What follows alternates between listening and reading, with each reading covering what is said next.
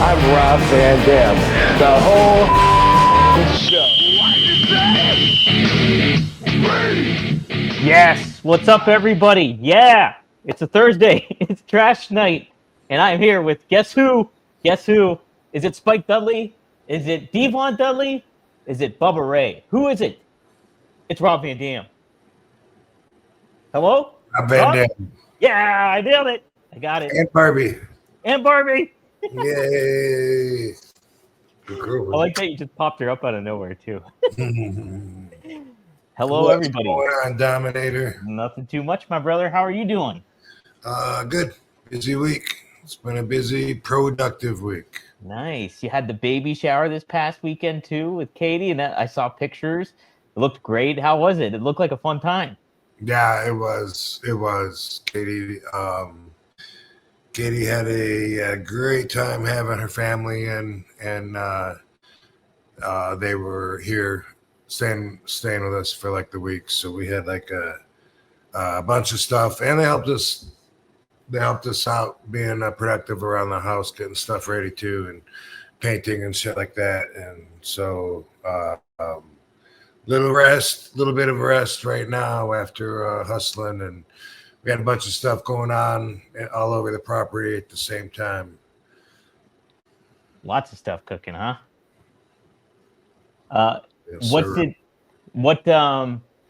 did you, how much stuff, like, do you have, I'd imagine you guys have a room prepared and everything like that for them, and all kind of set up, or is that still like a work in progress kind of thing, or are you guys mostly done with something like that? Like getting Dude, we got like so many gifts from everybody. Like, I don't think the babies are gonna want for anything because so many cribs and strollers and high chairs and whatever it is. And so Katie's got it all envisioned out. So yeah, we got some room in the house, and we have a room dedicated to them that just got painted.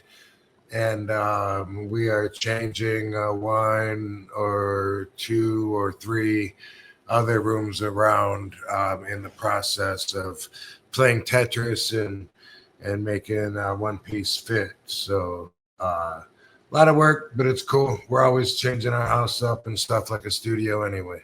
Yeah, it's a fun kind of work in progress kind of thing too, especially with something exciting as that coming along too, with two twins.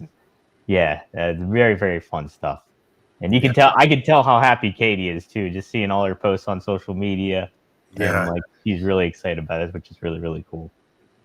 Yep. Her favorite time of her life. Heck yeah. Pretty awesome. I'm excited, but not in a big hurry. You know what I mean? Right, yeah. There'll be plenty of time to be hurrying around. Here. Let's not rush anything. That's right. But hey, we're live here on rvdtv.com or on Rob Van Dam's YouTube channel. If you're at either one, be sure to like, share, subscribe, get the word out about the show. Help. not that we get like the huge numbers like some of the other guys.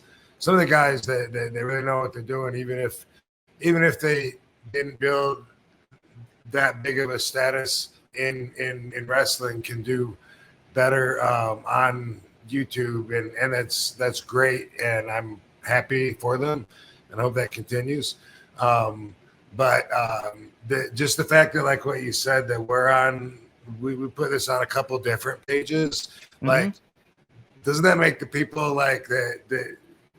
Like some of the trolls will be in the comments and they'll put like the crying, laughing emoji. Hi, you only got like so many people viewing this, and it's like, I wonder if they know that it's like on two different pages, not. I know. I think people like, I think part of it is like, we're not part of the algorithm, or maybe we don't do like certain things the right way, or we're not doing eye-catching news dirt sheet kind of stuff a whole lot of ways. I think there's a lot of different factors coming in. But yeah, we're on several channels. Like, we go live on your X account. We go live on Rob Van Dam YouTube, which has like 40,000 or something subscribers, and then RVD TV has 20,000 subscribers. So it's like we're casting a pretty wide net so people can consume it in certain ways.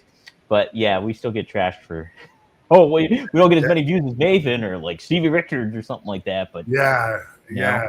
no, but but also, like whenever there's an idea and it's something different than I do, if I don't want to do it, then it's just not worth it to me. You know? Right.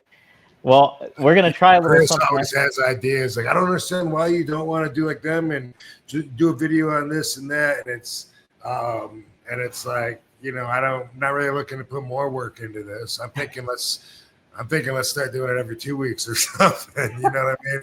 I can't believe it's Thursday again already. What the fuck? I know, it's like just comes out of nowhere, and we're like, oh, holy smokes! Oh, right. But either way, yeah, that's for you to figure out. And then, you know, I'm definitely the artist that I am. I'm definitely more interested in reaching people that are attracted towards me than trying to change to convince those that aren't that they should be. You know what I mean? Right. Like, No, the fans don't understand either. Like, no, you need to change and be more like that, and then more of us will fuck off. I'm not. Yeah. I'm here if you want to see me. If you don't want to see me, that's cool too. Then I'm not here for you. You know? Right. That's it. So no, it's a work in progress, always kind of thing. And I think one of these times we'll catch on some stuff. But yeah, it's funny that you mentioned that today, because Rob, I actually was like, you know what? Maybe we'll do something that some of the other channels do tonight. And you said do. I did say do. And actually, I guess we could start off with that too. Just don't start using all the negative. Yeah, I know. I'm thinking. You know, if that's what gets us in the algorithm is saying so and so sucks, so and so's worst match ever, so and so don't do that. I'm not interested in bringing that kind of energy. What do you think? What's your real thoughts on New Jack? Stuff like that. Well, no, it's not like that. So actually, what I was gonna do, and I saw a couple of the channels do this already. But have you seen like where they do the tiers thing? It's like the color scheme thing on the side. I was gonna do the most painful finishers. I was gonna name finishing moves, and you tell me where they rank on there. So it'd be like this, Rob. Here, I have something up here. Let me see if I can pop it up. I put the overlay. So boom, look, there it is. So the top is top. Seen that. No. You're not seeing it? No, I see it now, but I haven't seen it on. You were asking if I've seen that, right? Oh yeah, and then you put them in a category. So there's the 5-star pain. That's like the top most painful finishing move. Damn, that hurt. Then that was stiff, not bad, and then painless. And so I have a list of finishing moves. I'll just rattle them off to you, and you put them in one of those categories of where it's at. Speaking of, I wonder what's keeping numbers down. I'm about to spark up. So yeah, light it up. Yeah, I know. It's like, you know, that's the other thing too. Is like people are always like, "Oh, you got to be careful cursing and stuff like that." And it's like I don't know what. Got to be careful what? Oh, cursing sometimes and all that. But I'm like, that's not how we do the show a lot. No, but if I believed that not cursing, not smoking, what else? If I believed that like that, if I believed like that alone, and maybe like one other thing was the difference between getting, you know, a couple thousand views and 50,000, then maybe I'd say, well, you know, we could try it. I mean, that's worth even editing it, whatever the fuck. Yeah. But I don't, and I've never believed anything that I've heard, and I don't know how they do it, how they get like the hundreds of thousands, but however they do, I'm just glad for them, and I'm not desperate to follow suit. You know, I'd rather just be happy for them and follow my own path and get what I can. But that's but I've never heard like anything that suggested, you know, like I don't know what it is, but you know, I don't know if it's buying the views or if it's keywords like it used to be years ago, and let's say it's not so much that anymore. And it used to be hashtags, right, or something. I don't know, but obviously you don't know either, or else we'd competitive up there, but Would be or no, cool. we wouldn't because I'd be bringing us down anyway, probably smoking and swearing, and sometimes we have titties on here. We don't have titties on here. I don't think Talk that's about it titties. though, Rob. We talk I don't about think it's I don't think it's smoking. I don't think it's curse. I don't think it's any of that. I just I mean, but I mean, you gotta think that can't help if you're doing everything towards trying to, you know. yeah, I'm sure maybe there's like because I know Conan's podcast, the guy Joe Feeney, who's a great guy. He posts it up there, and he takes out all the curse words and everything on it. He bleeps them out and like silences them. And they do Makes, huh? Yeah, I wonder what difference that makes. Yeah, I don't know because they give you the option too about having curse words when you post a video, and so I don't think it's like that big of a deal. But I don't know. But I wouldn't want to, you know, a lot of people like their feelings are so strong about smoke that they'll just whatever we talk about wouldn't even matter if they're some of the people that'll be, you know, I don't want somebody fucking getting high and all that. So like I ever changed from the beginning to the end of the, but you know what I mean though. Yeah, you know? yeah, no, I know what you mean. I can imagine where I would be like that, and I used to hate seeing myself smoke too, and I would never do it on video until just a few years ago because of that. Now I don't give a fuck, you know, which happens, you know.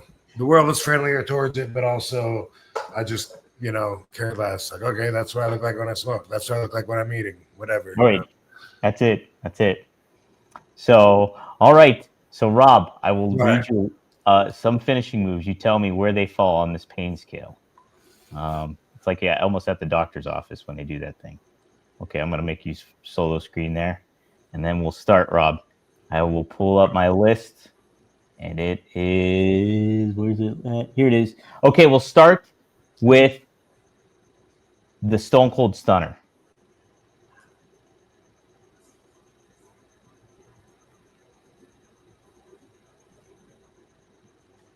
Where does that fall on the pain scale?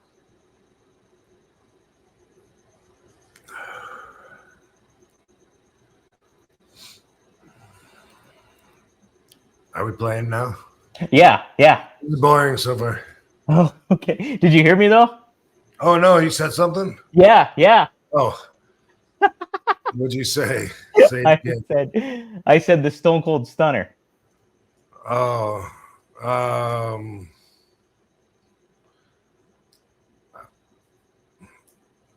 don't like this game. You don't like the game? Okay. No. No, it's stupid. Okay. Because that's what a couple of the channels did. And I was like, well, we can give it a try and see what happens. We're not going to be like them. I mean, I'm looking at it, you know, and I'm in the scheme of things. It's not as painful. I'm not going to say the guy's finish is painless. I mean, you know, that's something too. You know, you're not going to see me do. This is how to tell if a wrestler's really hurt in the ring. You know, like I hate that some of those guys do those videos, but maybe that's what if that's the people want to see, then you know that's what they break down on. That's not for me. Yeah, you know what, Rob? I will say that one of the most painful finishing moves is, and I've said this on here before, but the fucking Alabama Slammer. Yeah. One of my least favorite moves to take. Patriot used to do it to me in All Japan. And Bob Holly, of course. Who else did that? Either way, you know, you're up there and you're just waiting to take this fucking back bump and hope that you don't bounce the back of your head off the mat. And there's so much momentum going with it, as you can see. You know, it's not a very soft bump to take. I believe that. I was gonna ask about a couple of them though. Like, what about like how painful is a choke slam? Like just in general, is that a pretty easy bump to take, or is that a tough one? No, I mean it's similar in the way that your body is moving is kind of backwards. You know, like you're up and your feet are out, and then you're going back. You could easily hit the back of your head on the mat, and often do bounce it off. It's, you know, and then like it's up. Sometimes you could land flat, or you could land, you know, more vertical and just land on the back of your shoulders and your head, like boom, like so. A lot of variables with that one, but it's definitely, I wouldn't say that it's just easy to take. Whenever someone choke slams me, I'm not going to be one of the guys that barely gets up either. You know what I mean? Like that's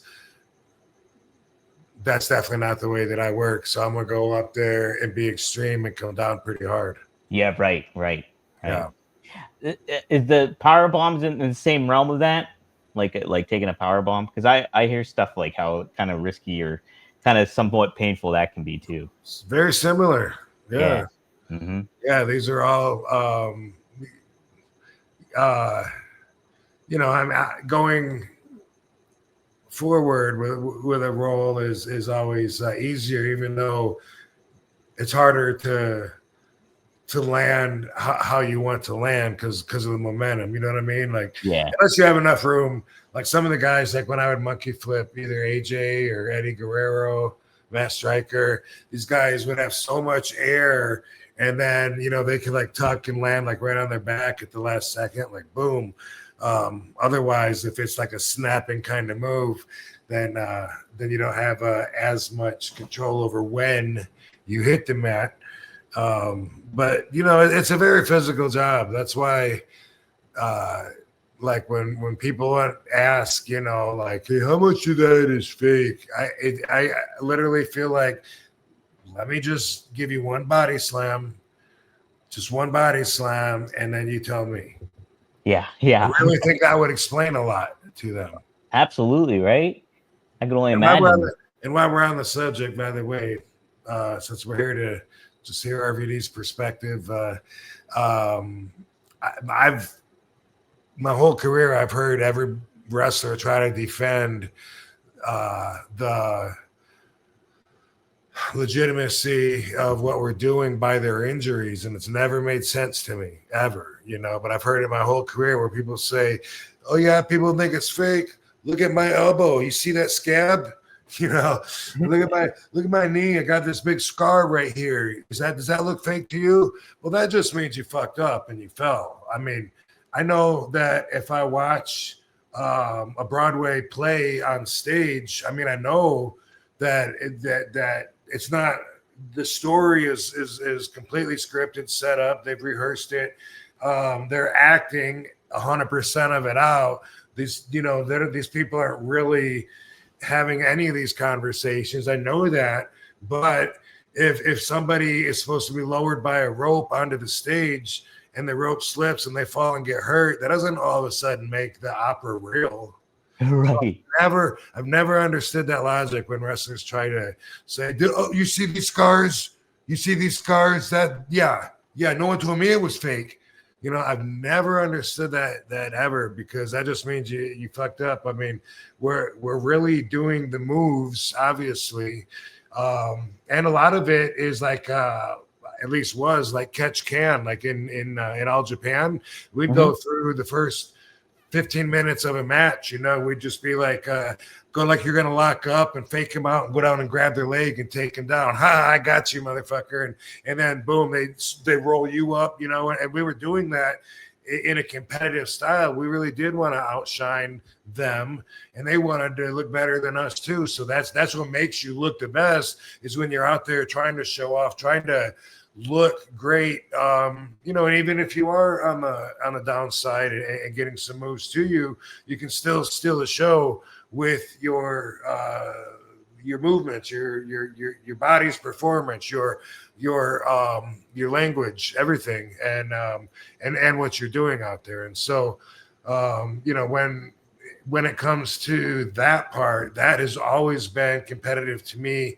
I think that's what I was taught. I think that's why I did well in the business, and since I started, was always on my way up. You know what I mean? Like, I didn't spend years saying, well, I'm going to pay my dues doing jobs, then eventually it'll be my turn, it'll come around. It wasn't like that for me. Like right away, people were telling me that I was talented, that I was going to be something, I was going to be world champ, all that.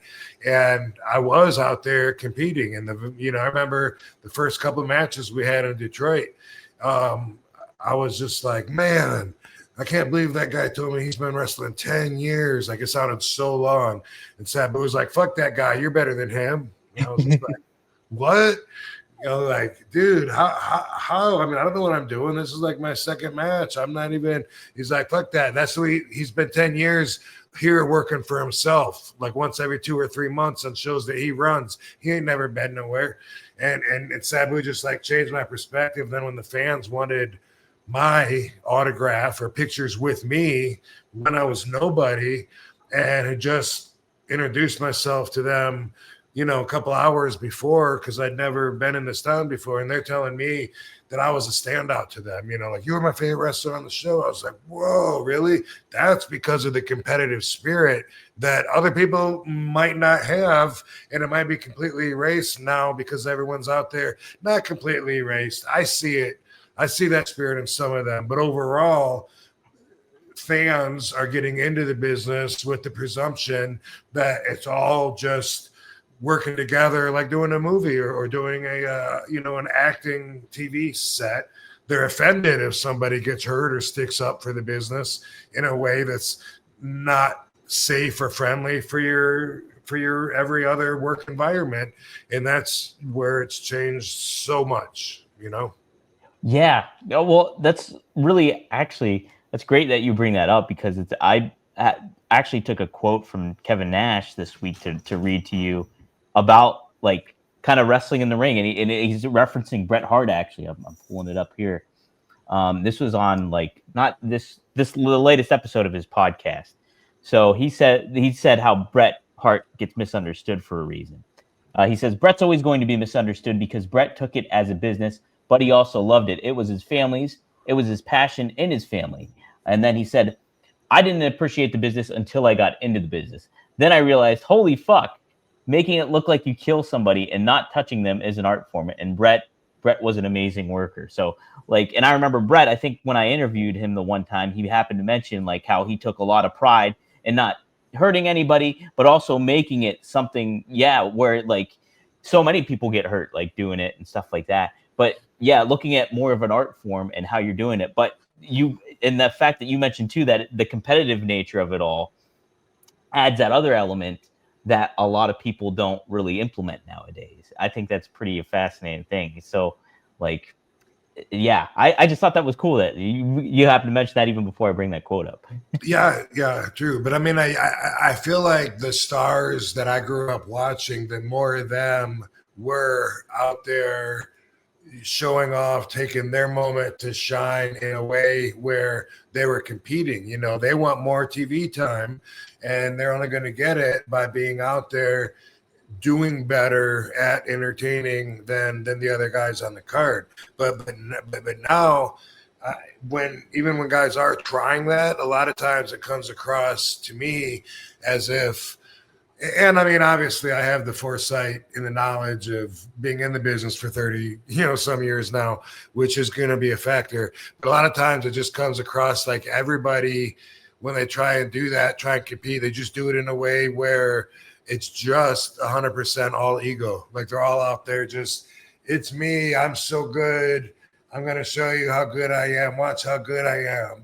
See that? It's me. It's all about me. And when everybody, it has that same energy, instead of it coming across competitive, it comes across more like they're trying to get into a role, and it makes it seem like they're not really there yet, and they're trying to fake it till they make it. And all of this might be true, might not, but it's just the way that it comes across, as opposed to the larger than life superstars that I remember growing up to that seemed to already be there.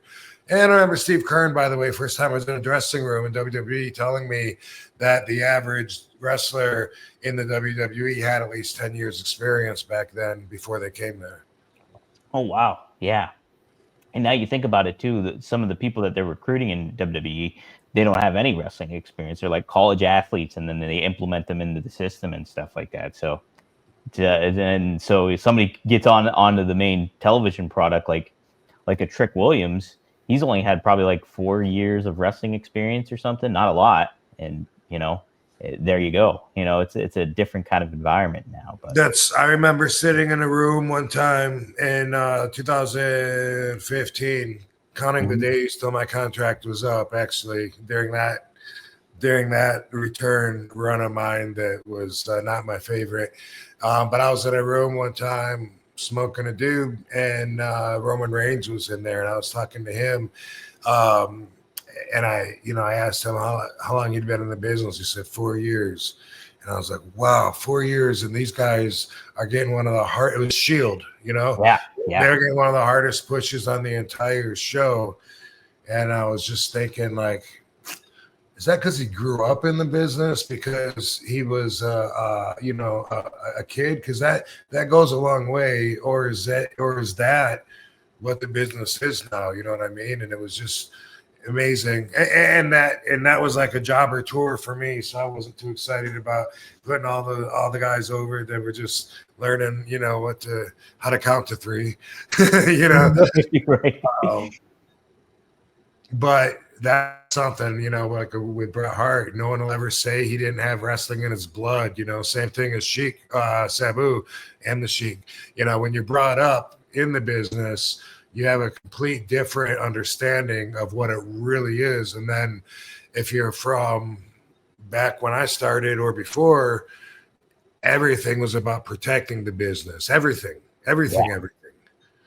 Everything. And it just sounds like words, I think, probably to people now. We were talking earlier, doing commentary actually for the Sabu documentary that's going to be on released on another platform soon. Me and Joe was saying that Sabu was really pissed because there was a blade left in the ring that somebody, wasn't careful about grabbing. And I said, that's a perfect example of just that alone is not protecting the business, and of course Sabu would be pissed. That's the business I was brought into. That was a very punishable offense, Right.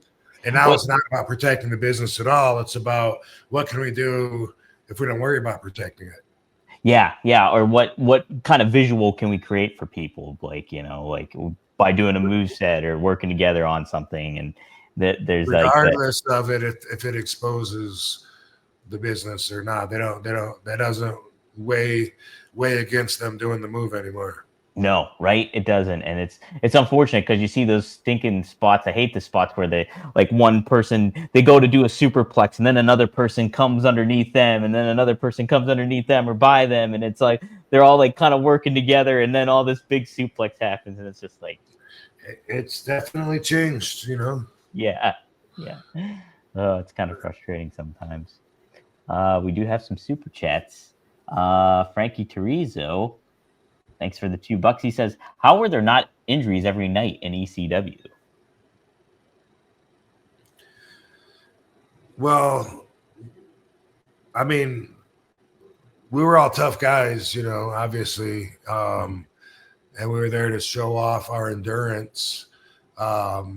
Sometimes we were a bunch of guys, and it was a time where you don't tell anybody if you're injured, So like Sabu and anyone that he that was within earshot of him would just, if it was up to him, get super glued if you got split open. And at first, some people thought he was crazy, and then the medics ended up telling us that was the same thing, basically, that they would do, except you would get stitches too. And so, like, whenever we get busted open, squeeze it together, you super glue it, a few seconds, and when you let go, you're good to go. And I've done that so many times, I don't even see the scars. Sabu taught me that, and here's the reason is because here's the rule that I was taught, and this was my self policy. Okay, if I can work, then I'm not hurt. Right. So that's the answer. So I showed up a lot of times with maybe a hyperextended knee or sore ankle or back or ribs or whatever, my shoulder. A lot of times I was really banged up, but I would never want the people to know they bought a ticket to see RVD. And even if it was Jim Thorpe, Pennsylvania, maybe they've been waiting 2 months for this show since they bought their ticket. maybe RVD's their favorite wrestler. Maybe, you know, they don't want to see a compromised version. They want to see the whole effing show. So I did what was necessary to suck it up and turn it on. You know, like there's a time to turn it off. And a lot of times that would be off time when I'm home. A lot of times I would walk very slow or spend time icing or recuperating. You know what I mean? When it's time to turn it on, boom, it's 100% go or nothing.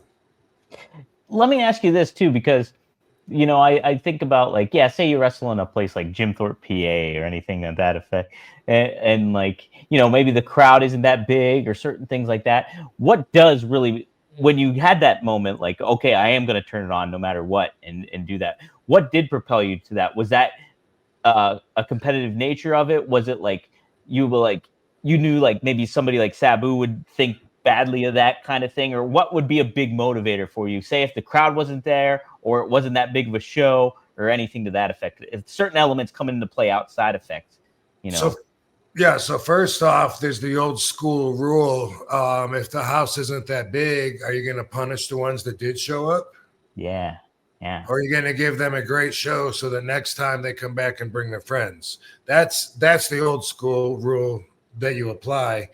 Also, you know, my experience at that time, I hadn't been in front of 70,000 people, or you know what I mean? So when I started with ECW in 96, there was like a couple hundred people at the shows. And then I saw it grow to 300 and then 400, you know, 500.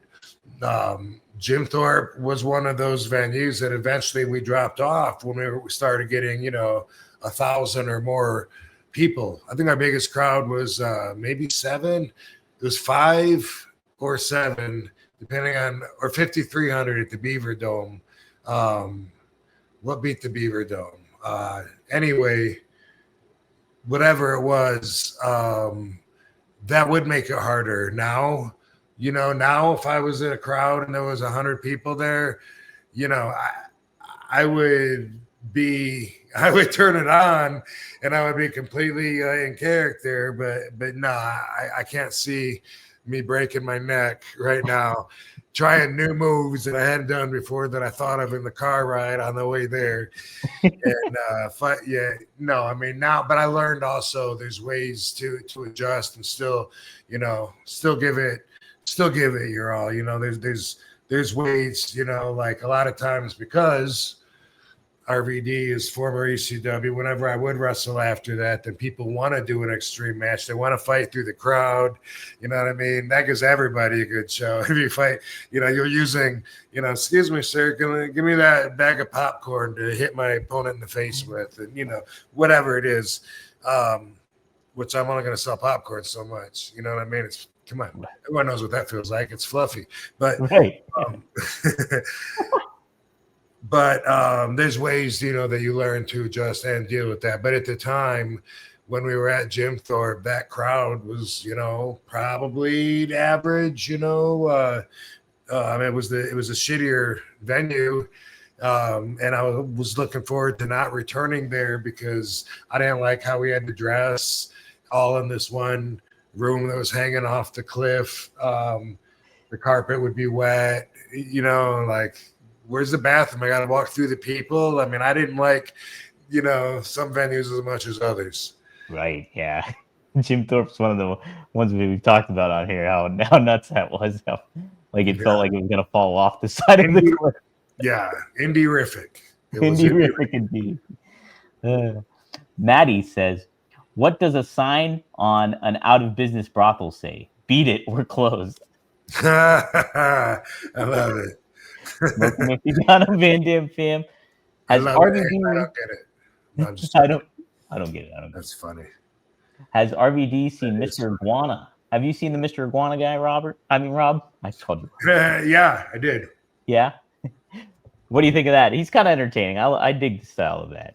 Yeah, I haven't seen a lot of him. We talked about him before. You were telling me about him. And I didn't see. He's still around though, huh? He's still around. He's in the AAA for NWE bought AAA, so I mean he's in that ecoscape there. So you don't see him as much like when he really took off. Yeah, no, I know he got a lot of hype when he was first seen, at least by the American crowd. I saw that he was in a lot of headlines or video YouTubes or Instagram, I guess it was a lot of. And I don't know, I just saw him, walk the top rope and took his hand out of the thing, and the guy held his sock puppet or whatever, the iguana, and I think maybe that's all I've seen of it. Yeah. Hey, want to take this moment in time to talk to you guys all about IndaCloud, one of our favorite sponsors here at RVD, one of a kind with RVD, and it's for good reason. IndaCloud gives good, high-quality product that fits your THC needs. If you're getting sick of that liquor cabinet, you want something a little bit more cleaner, something a little bit more refreshing to have, and you can't get any better than IndaCloud. And man, let me tell you, the product that they have, diverse and fits your needs too, to have a pretty good time, even when the fall's hitting and you're getting into that seasonal change kind of thing like that. I'm always a little apprehensive when fall kind of hits, gets me. I'm like, oh man, winter's coming. If you're in Pittsburgh too, it's a little added to that. I don't know. But IndaCloud makes it real good. They have so many different things like candy flavor too, IndaCloud. They got the strawberry soda, which is 20 milligrams of THC per piece. So, and it's all like a bag of candy here. Look at this. You get the dope rope here too. Blue raspberry. Can't speak highly enough of that too. So they give you plenty of different options here. All THC hybrid stuff, as well as the crystals. Look at these popping crystals there. Chronic crystals going on. Check that out. So plenty of different options here too. Awesome. Orange soda. We got sour apple soda. So lots of cool things you can pick and choose from, tailored to your needs. And we at RVD have a special deal for our listeners. You get 30% off. That is 30% off when you go to inda.shop/RVD and you use the code RVD. You get 30% off your first order if you're 21 years or older. So you cannot get any better than IndaCloud. Such a cool new sponsor that we have here too, that I'm happy to be a part of and kind of support, because if you know RVD, IndaCloud's a good spot for him. If you're 21 years or older, go to indacloud.co. Use code RVD for 30% off your first order plus free shipping. That's indacloud.co, code RVD, 30% off, free shipping, and a better mood showing up right to your door. Take their quick survey when you order to support the show, and thank IndaCloud for making October feel a little later. It caught on pretty good. It was, he got some good fanfare for that. So we'll see. I mean, they're selling his puppets too for like $70 on WWE. So wow, so nice. Yeah. Right next to Mr. Sacco. Right next to me, Andrew Singlet, Rob. Oh yeah, that's right. I forgot about that. Yeah, I gotta send that. I looked it up. It's like they have all these different sizes for it, just in time for Halloween. Got to look that up. That's on the website, right? That's on the shop. Yep, on the shop. Frankie asked another interesting question here, Rob. What's the difference between the New York and Philly fans in ECW? Did you happen to notice a difference between them? Man, they're very similar. Mm-hmm. A little bit of an accent. That's all. Yeah, from my perspective, and they might get mad at me saying that because they have a rivalry against each other and don't probably want to be compared in a favorable way. But the Philly guys, Philly girls, everyone from there sounds like they're from there. The way that they speak is a special way with their vowels, and same with New York. New York puts an R on the end of words that end in A, just for no reason at all. And that's so I would say just that, because our target audience back then was, no matter where you were, we would find these people are representatives of this target audience in different states that you would never think of: Ohio, Florida, Tennessee, whatever. But 30-year-olds, I guess 20, 30-year-olds, mostly males, black t-shirts, same dudes that are at the rock concert or mosh pit or whatever like that. That was our hardcore crowd. That's how I saw it, because in Georgia at the same time, it was like kids get in free, you know, kids 12 and under, bring your parents. And it was a total different show when you're aiming it towards kids than it is when it's these people of the street of the night in the northeastern part of the country that are waiting for you to slip up so they can say, you fucked up, you fucked up. Total different crowd that I had ever experienced before. And like I said, you know, we found some of them in different parts of the country, but by that point, you know, those fans were imitating the original fans. So can't really say that they were acting as themselves. You know what I mean? They, like the fans in Philly that were on TV, that were in the front row every television episode, they had their own fans. You know, there was a dude in Japan that dressed like Hat Guy with the flowered shirt, and that was amazing that the fans had fans. But so that's why even if you were in Atlanta, the fans would try to act like the ones they saw on TV, but they were just playing the part for the night mostly. I don't think there was like a big grunge scene or anything like that, like in the Northeast. Yeah, around that time too, it's like you think, and even today, it's like you look at that 18 to 35 male demographic. That's like going to be a core big part of the audience that's coming to just see pro wrestling. And yeah, I mean, yeah, I think, you know, maybe some people could make a case, hey, oh, the Philly fans are rowdier just because they associate Philly with ECW more than maybe New York in a little bit of ways. But, you know, even at the same time, it's just like you're still getting that same kind of audience coming up. And yeah, if you grew up in New York City or around there, or you grew up in Philadelphia, either way, you grew up in a neighborhood with a bunch of mobsters and cops. yeah, right. It's the same kind of, yeah, especially like South Philly too. That area is very much like, you know, core city people basically. Yeah. Let's see. Maddie's got a couple other jokes here. He says, "What do you call a bra you can't take off? Booby trap." Yeah.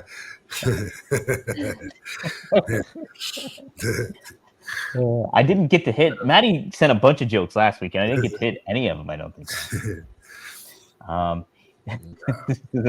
People are like, Maddie's loving your Johnny Ace, Rob. How would Gary Coleman meeting Johnny Ace sound? Man, I can't remember what Gary Coleman I can't remember what Gary Coleman sounded like either. What you talking about, Willis? That's it. That's all I got. What you talking about, Dom? Hey, hey, Rob. It's my best Johnny Ace I could do. You're gonna love it. You're gonna love going. Gary, when you see Willis, tell him I need to talk to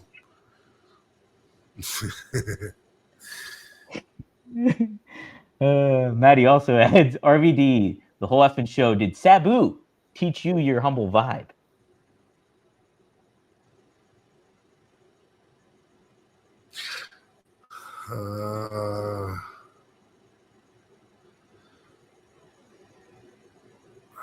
Is that more of a learned experience, Rob?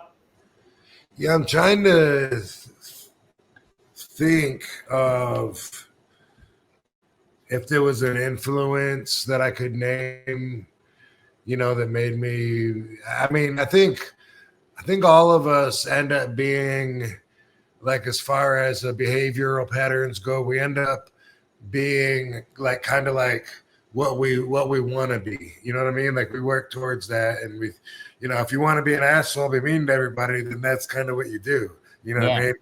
And if you want to be considerate or you want to be cool, then you act like that. You work towards it, and you regret times when your actions were not consistent with the way you want to be. You know, I'm trying to think of because I definitely wouldn't describe myself as humble when I was just reaching adulthood, you know, like when I'm like 18, 19, 24, 25.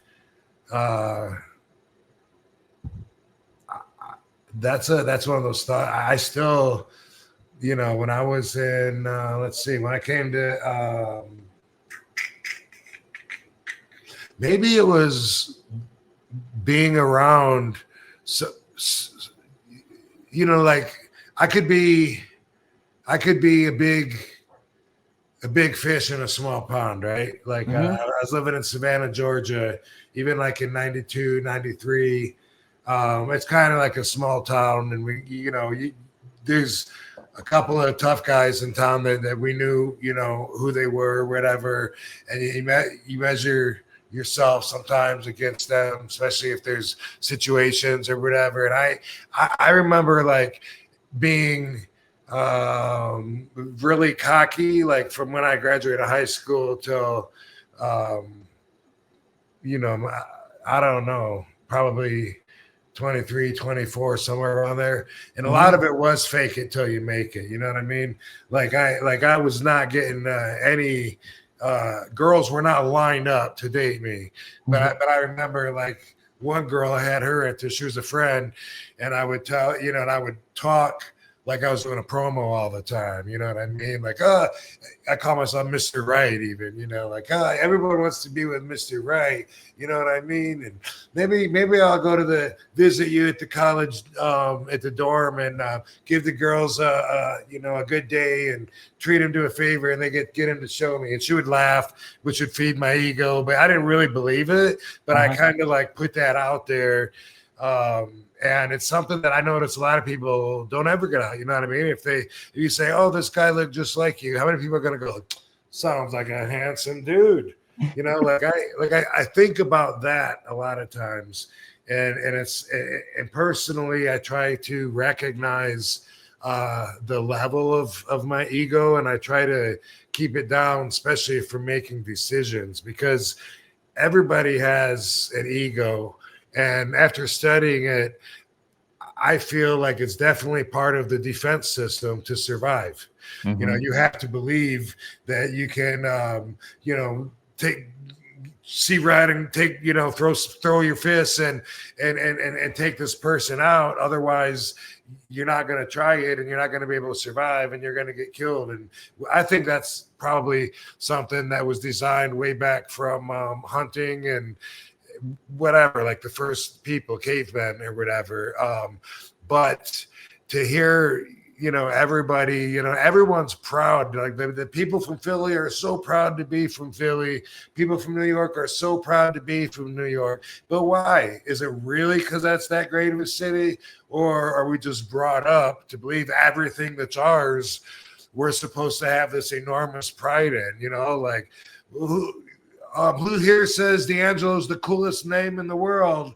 I bet you do, right? Me, I do. That's Right, of me. course you do. Yeah. Like, hey, I think ponytails on guys are gay. I'm conscious enough to where I'm not going to be like, hey, wait a minute. No, they're not. They're cool. I'm going to be like, all right, maybe, Whatever. I don't care. But that's going against the nature of how we're brought up, at least environmentally, to have pride in everything that has to do with us. But everybody feels that way, and everybody has their own values, and so there's always going to conflict. Everyone's going to be right with their opinions and think, no, my mom's the best mom. No, my mom's the best mom. How can you say one of them is really wrong? You know what I Right. mean? But people are so stupid that they put so much energy into that.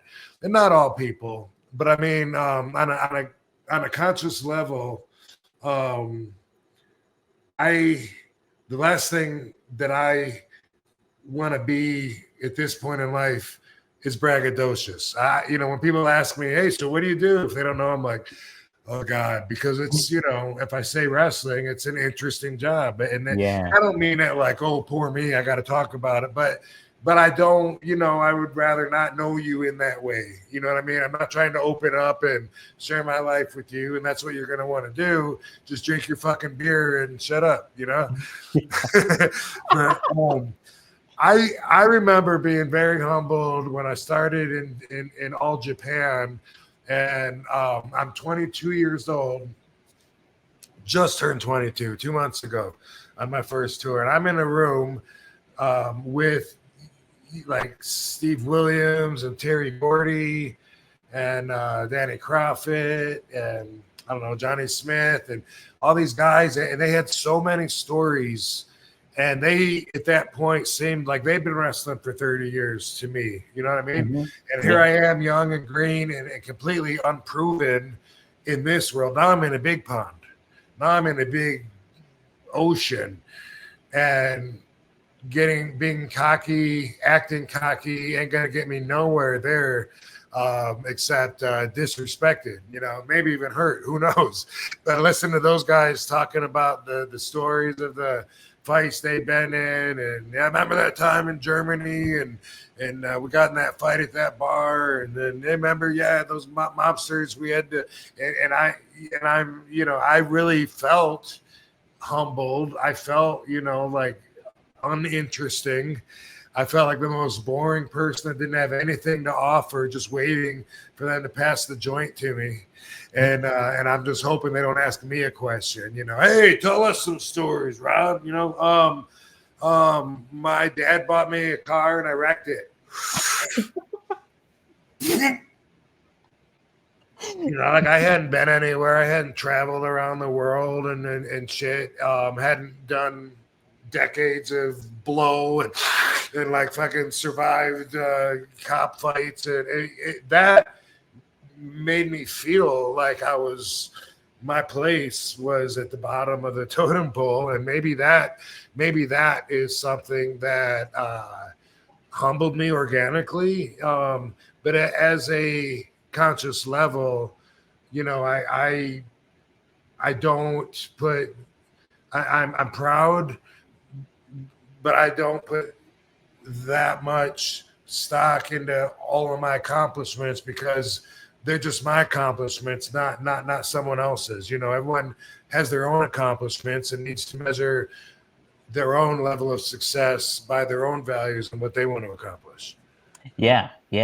What I was kind of thinking too, I was just kind of putting it together, but I remember when you said you went to WWE too, and like it was such a competitive environment and like kind of different mindset. And like we talked about how Sabu didn't like it there, but like I think of somebody like how Austin was super competitive, at that time, and like really protective of the spot. But so was other people too, and you weren't about playing like a political game at that point either. Right.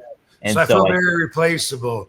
I always felt like I could be replaced anytime, the whole time I was there. Right. Yeah. And I kind of think too, like maybe you're like, oh man, I just don't like, I can imagine it because I would feel the same way too, where I just don't want to like try to, edge my way in, or this is what I got to do to get it to the top and do that kind of stuff. Even though, like you have confidence in yourself and you could be a star, but I think like somewhat that can kind of keep things in perspective of humility and be like, I'm not all about that kind of thing. And this guy can do it, but not maybe me. That's not my type of thing. And so maybe that's kind of a mentality too, where you got some of that.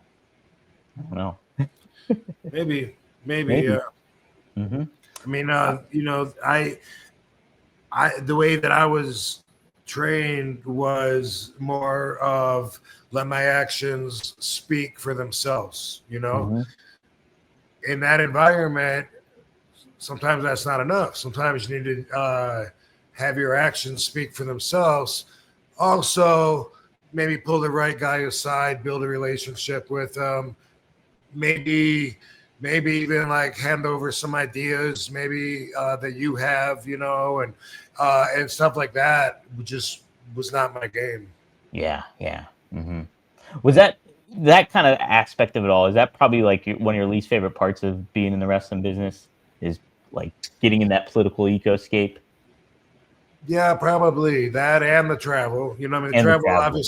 Obviously the travel was fun, and sometimes there's still some trips that are cool, especially if I could bring Katie with me now and go somewhere international. Then that's a little different. But now I'm not just one guy in an army, that's going from town A to B to C to D. Now it's VIP treatment, so it's different now. But back then, the travel was a lot of work. It was monotonous, nonstop.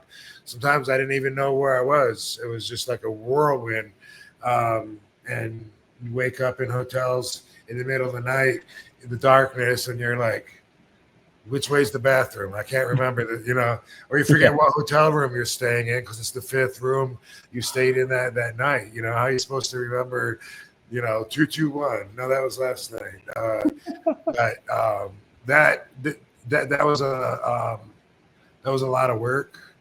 And I would have, but I mean, I can see with the bigger picture, you would be a more valuable employee if you were, employee, independent contractor. You would be more valuable if you were somebody that offered ideas and was overly helpful instead of just saying, watch my work in the ring and get back to me. You do offer more value if you look at it that way, especially from a more regular business and less locker room kind of perspective.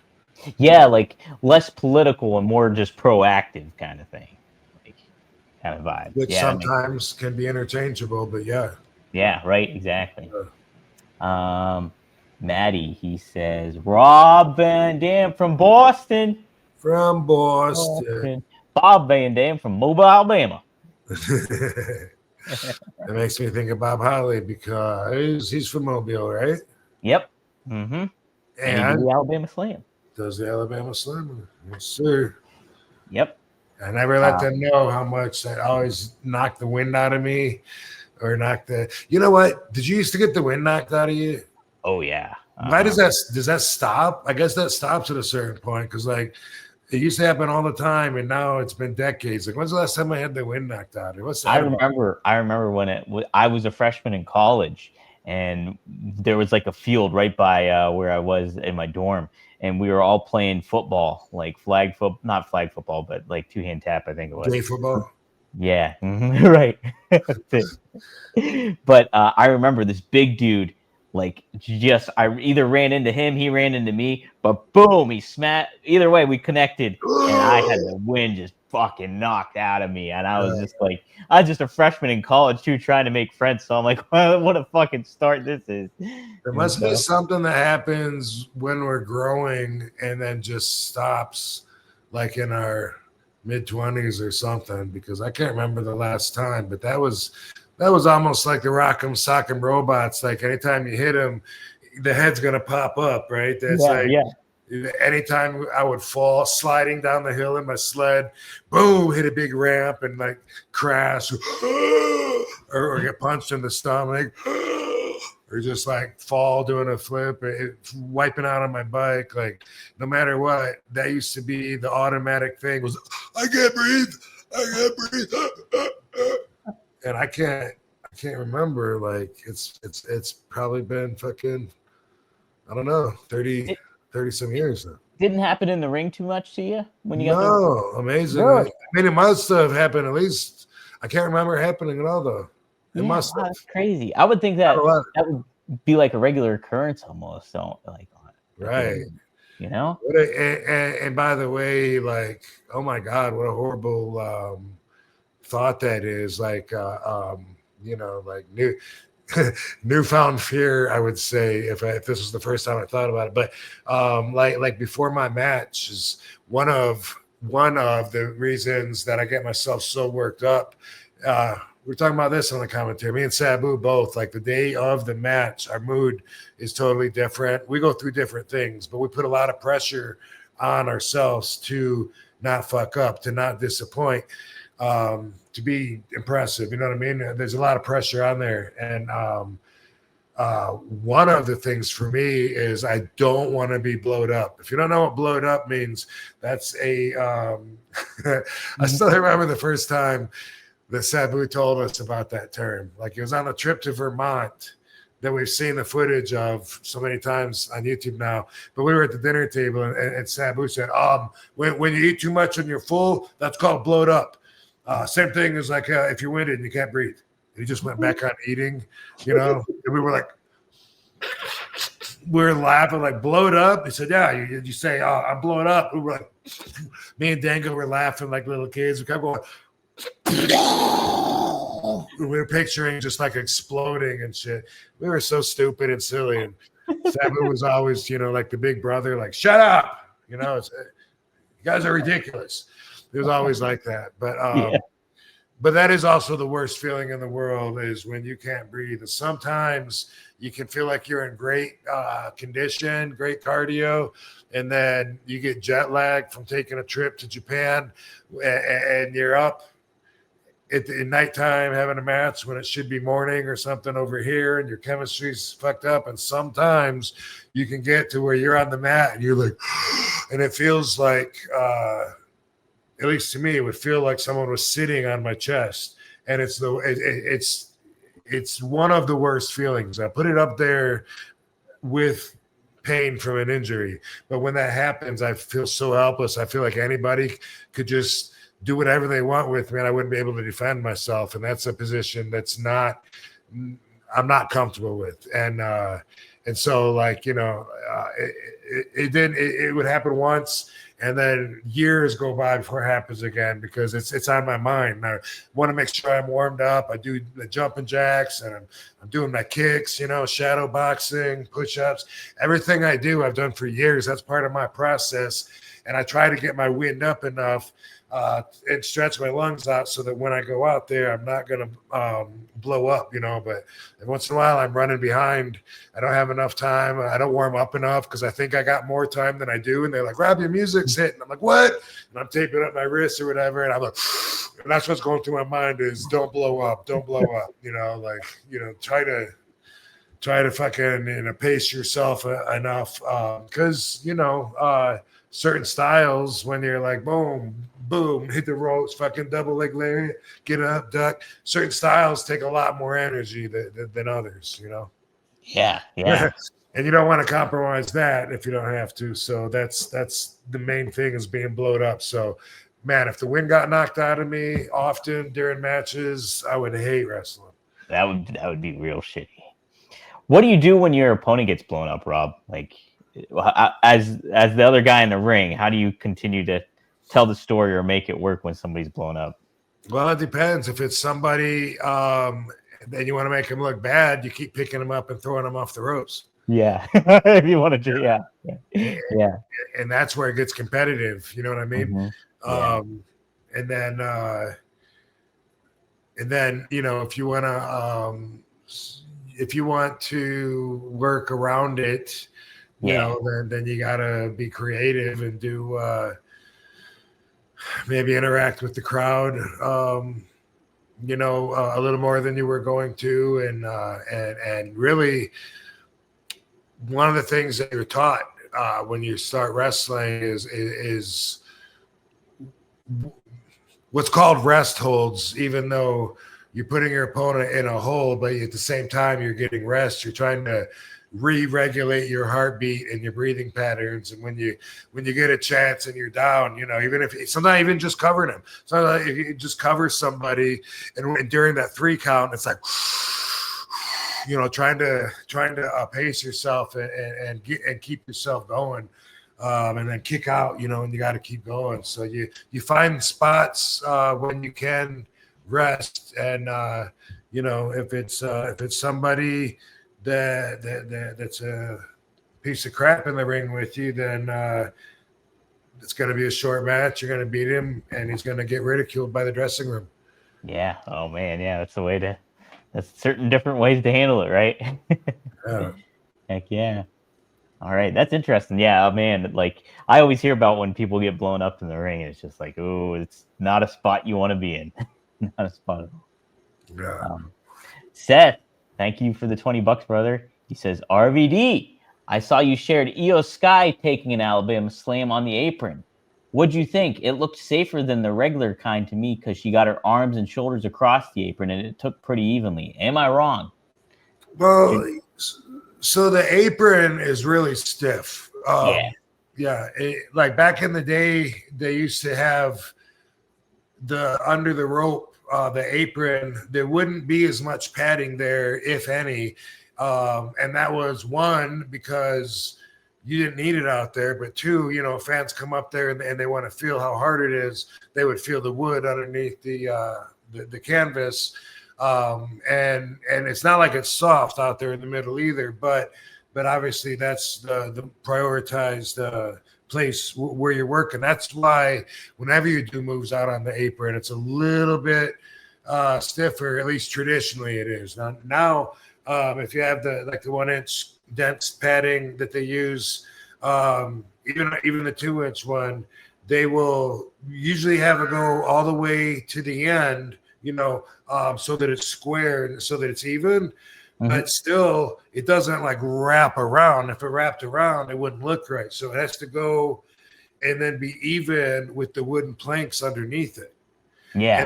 And then there's the canvas. So when you're hitting the side of the apron, you're still hitting the wood, at least the wood. The side, the 1 to 2 inches of condensed padding, but that's just a layer. Underneath that is going to be the wood, bam, and under that it's going to be the metal that's holding the wood. So it didn't look safe to me at all.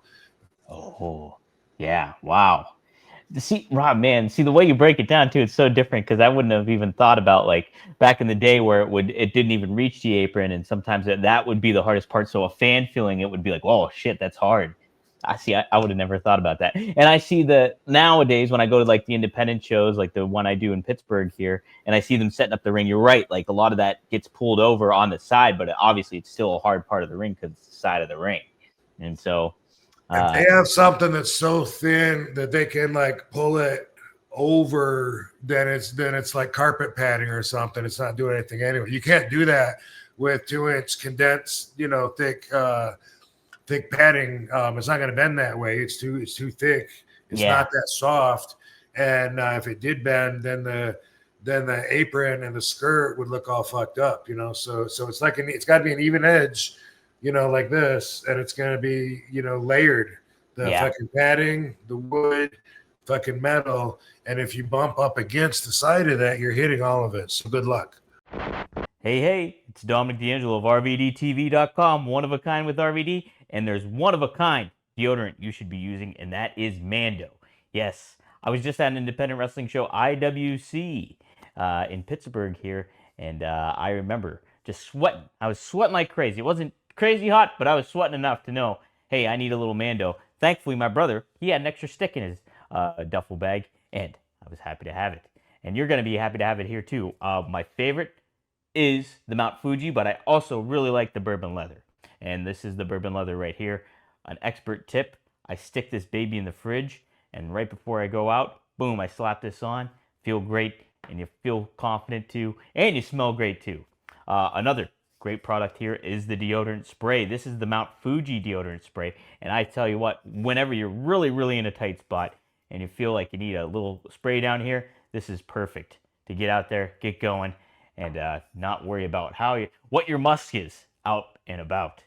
So we at RVDTV.com, at One of a Kind with RVD, have a special deal for our listeners. That is correct. Mando's starter pack is perfect for new customers. It comes with a solid stick deodorant, this right here, cream tube deodorant as well, and then 2 free products of your choice, like the mini body wash and the deodorant wipes. I also recommend the deodorant wipes. Those are great too. Plus, you get free shipping. As a special offer for our listeners, new customers get 20% off site-wide with our exclusive code. Use code RVD at shopmando.com for 20% off site-wide plus free shipping. shopmando.com. Please support our show and tell them that One of a Kind with RVD sent you. Mando's got you covered with deodorant plus sweat control. Say goodbye to sweat stains and hello to long-lasting freshness. Oh my gosh, yeah. I think we talked about this way back when, but what was the softest ring to wrestle in? Like, was it ECW? Was it WCW? Was it ECW? Was there a certain one that was like, oh, this one's easier to take bumps in than the other? WWE and All Japan, and that's because they preferred the bigger ring, and the bigger ring tends to have a little more give. The ropes don't stay quite as tight because the smaller it is, the more you can control that. And I don't like a ring with a spring in the middle. That's something that some rings have. It's usually not TV rings, but on the indie scene or whatever. And I don't like the way it provides a bit of a reverberation when I'm like running across to hit the ropes, and it feels like it's echoing under my knees, Yeah. kind of. And I don't like the padding that's too soft where my feet are going to sink in either, So I like a stiff ring. And the kickboxing ring that I used to have in my backyard, by the way, Kit Likens ring that I used to practice in all the time, it was the wooden planks, and the wooden planks were over just metal railings, I guess, that went the other way. So there was no give at all in the middle or anywhere. All wood, like 2x10s, not plywood. Yeah. Planks all the way across it. And a couple going the other way. And then what he had was literally carpet padding. That was the first thing, that I ever had. So when I would replace it, I'd be dumpster diving in the carpet places in Battle Creek, trying to find the biggest rolls that I could. And it was so uneven. We had that thing so lumped up everywhere. Like there'd be like mounds, big mounds of, where like 5 of them came together and overlapped, with other ones where there was just wood, and you could, and what was underneath the shitty carpet padding was literally a blue plastic tarp. Yeah. So that was the very first ring. So I didn't come up being spoiled, Yeah. After learning and taking bumps in that, I always thought the stiffer the ring, the better, the more support. So if I want to jump off of it and do a leapfrog, I'm not going to push the ground down at the same time I'm trying to push me up. Yeah. Yeah. So ECW's ring, was that maybe the ECW's ring was stiff. And you know what? I sold ECW their ring. That's right. Yeah, I remember you saying that now. Yep. Yeah. It was an NWA ring in Augusta, Georgia, that I came across, and I had bought it, and then when I came to ECW, I can't remember if they were looking for a ring or what, I guess, but for whatever reason, anyway, I sold it to them, to Paul, and then he used it for a while, and then my understanding is they built one just like it, and then used that one in the school or whatever. But that was my favorite ring always. Steel cable, 18 foot by 18 foot. That's the outer dimensions, 16 foot in the inside, and I can't remember if it had plywood or planks, but whatever. Is that your ring preference then too? Like 18, yeah. 18 by 18 and then 16 in the ring? It's still cable. Mm-hmm. And you got to have a double frame. If you don't have a frame around the bottom of the ring, no matter what you do, the tops of the poles are going to come in and your ropes are going to get loose. I don't care how many cross cables you put underneath it or chains or whatever. You have to have a double frame to keep those poles straight up. And I've learned that over and over and over and over again, and seen it and still see it. But I have had quite a few rings go through my hands now. But yeah, stiffer is better, and the same with the ropes. I like the ropes to be really, really tight. Tight, yeah. That's I love that kind of aspect of it all, because the ring can be very different from one to the next, and so and I don't like the 16 footers. And I get it, they're easier for indoor venues and stuff, but just my personal preference, I hate being in those rings. They feel so small. They there's like, I can't even do the Rolling Thunder without making sure that I'm using every single foot, and I got as much room to do my somersault, without rolling over the guy and him stopping me. He's got to be far over by the ropes, or I don't have a chance. And anyway, you get a total different match with a 16-foot ring because of that. Yeah, I could imagine that too. I bet you love the Micromania ring then. Yeah, well, it's big for them. Yeah. I haven't worked in that ring. Yeah, guys, if you're not familiar, in Las Vegas at the Nerd, there's the Micromania arena that's there, and there's just this tiny ring in there, and it's a sight to behold. And thank you to the Micromania for all the wonderful baby gifts and hosting our baby shower too. Yeah, it was a neat setup for all that. Perfect setup for it. Yeah, yep. Very, very cool. Yeah, it's cool down there. But for me, being in a 16-foot ring is the last thing that I want to do. Interesting. All right. I feel like it's disrespecting me if you do that. You shorten the ring, you're disrespecting RVD. Yeah. Yeah. Put that on my flyer. FYI. Must have 18 foot. It's weird. It sounds weird to think that 2 feet would make that big of a difference, but it really does.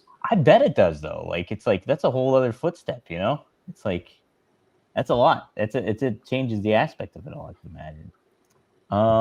All right, this is the last paid super chat, so we'll close it out after this one. I do have, well, let me ask you this real quick, Rob.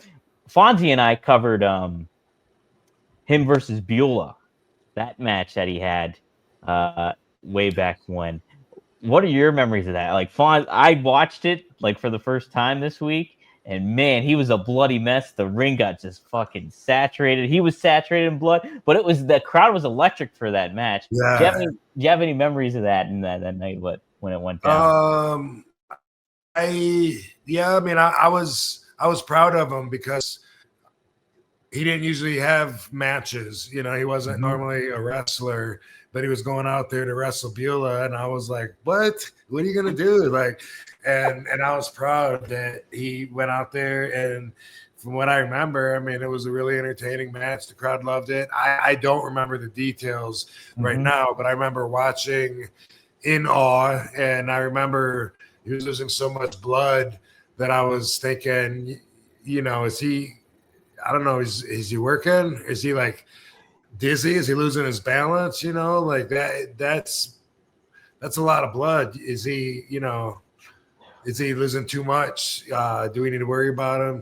But that was something. Him and Beulah both. I was impressed with him.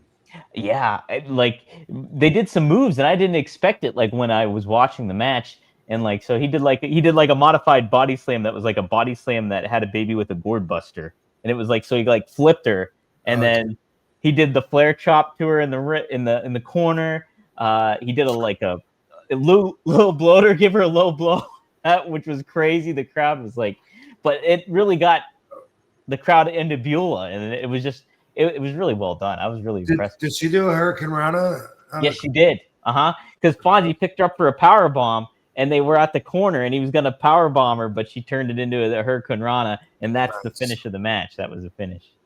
Yeah, so, I don't remember too much of it, and I'm not normally a fan of intergender wrestling personally, but I remember that I felt like they worked hard. They did work hard, and it was cool. Fonzie, like too, he had such a ring presence, even when he's all busted open and bleeding like crazy. He was just like acting like he's been there before. It was yeah, it was really good stuff. All right, we'll close out with this here, Rob. Instagram wrestling historian. You got some favorites here, Rob. What's your favorite ECW and TNA match? I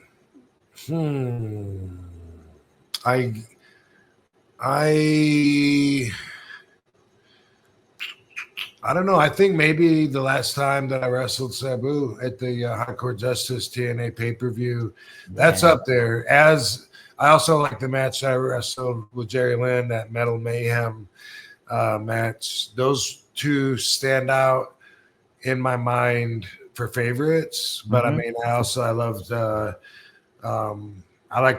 really liked my match with Abyss. The whole effing show, I think the pay-per-view or the night was called. Anyway, Jeff Hardy, you know, had a lot of great matches with AJ. If I got to pick one, that's what comes to mind really is that match with Sabu that I really thought that was cool, representing ECW in TNA and just always, you know, the love that everybody had for ECW, for it to continue its mythology, you know, and in other companies through all of us that were there, that that bleed ECW. My ECW match, if we're not counting the one night stand, then probably it's not easy because I loved wrestling, Sabu, I loved all my matches there, but probably I would say maybe my favorite would have been Jerry Lynn, because that just brought everything to a whole new level. You know, we challenged each other and ourselves, got better through wrestling each other, and it was at a time when the company was really being watched and growing, and I felt like, man, the crowd was so good, reactive, you know, during those matches, and I loved it. Man, yeah, you can't beat any of those Jerry Lynn matches. Those are so good, and getting to watch all the Sabu matches that you had too. You know, when Loved wrestling Bam Bam Bigelow. Bam, yeah, that's another great one too, man. And yeah, you and Mike Austin would have tore the house down too. Yeah, for sure.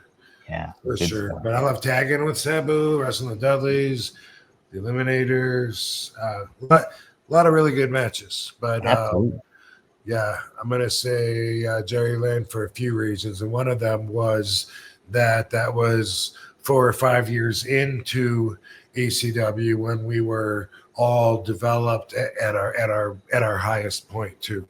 Yeah. What a hot time too, man. Good stuff. Good stuff. All right, Rob. All right, Dominator. This was a good one. This was a good, nice, short one. Yeah. Could be fun. It was cool to hear your ring stuff. I really like that stuff. So we covered some good ground here tonight, Rob. Anything you got going on you want to plug? You doing anything this weekend? Nah, keeping it nothing. Nothing to share with the good people. I'm just looking right now in some of the chat. I was in the 6-sided ring only one time, so I can't really. Okay. The only thing I can say, and that was in Mexico. Like when I got to TNA, they had just switched. Yeah. What up, Facade? By the way. Yeah. What's up, Facade? But yeah, in that AAA match where the TNA booked me at when I wrestled at Pero Aguaya. No, why is that name in my head? No, it's Dr. Wagner. Sorry, I don't know why. Anyway, Dr. Wagner Senior. It was interesting that I couldn't even tell I was on a 6-sided ring. That's the one thing I remember about it is it felt very, you go to hit the ropes, off of instinct, and boom, they're right there. Straight across is the other one. Like it really didn't throw anything off until trying to get up on the top rope in the corner was a little bit different. You know what I mean? It wasn't quite the same angle because it's got to make a hexagon. But for the most part, it was easy to forget right away that I was in a hexagon. And Venice Beach Dub Club says he was in Poughkeepsie for the famous Jerry Lynn match. So, how about that? That's awesome. And a lot of the Jerry Lynn matches kind of like blend in. I don't remember which one necessarily was this one, guilty as charged or this or whatever. But I do remember in Poughkeepsie, particularly, I remember when I kicked him off the top rope, and when he fell down to the ground on his way down, his hands. And we normally wouldn't have mats outside the ring in ECW, cement. But for the New York Athletic Commission, a little different. We had to have mats. But anyway, Jerry on his way down, he pushed the mat away as he broke his fall, so his head, bounced off the concrete. I remember that. I remember a lot of the Poughkeepsie matches. I remember Skull Von Crush, wrestling him there. That was a fun time. That was a great crowd. I used to always get in trouble for smoking the dressing room up because I would go like across the hallway to this dark room, but all the smoke would come in there, and by the end of the day, like somebody would be bothered by it, and obviously, who was it? Hey, Sabu. Guilty as charged. Yeah, there you go. But yeah, I'll always remember those orange seats all on not surrounding the rings. It was like more on like one side. Like was there a stage behind us? There must have been. I don't know. It doesn't seem like the chairs went all the way around for some reason. But anyway, maybe I don't know. But Seth, he said it was hardcore heaven. He said, and then he said, "Yeah, the DVD Jerry, the Death Valley driver Jerry, is just knocked the fuck out. Tough motherfucker, recover and continue having a great match. That's crazy. I got to go back and watch that match." Man. You'd be surprised at some of the matches where one of the guys is knocked out, and I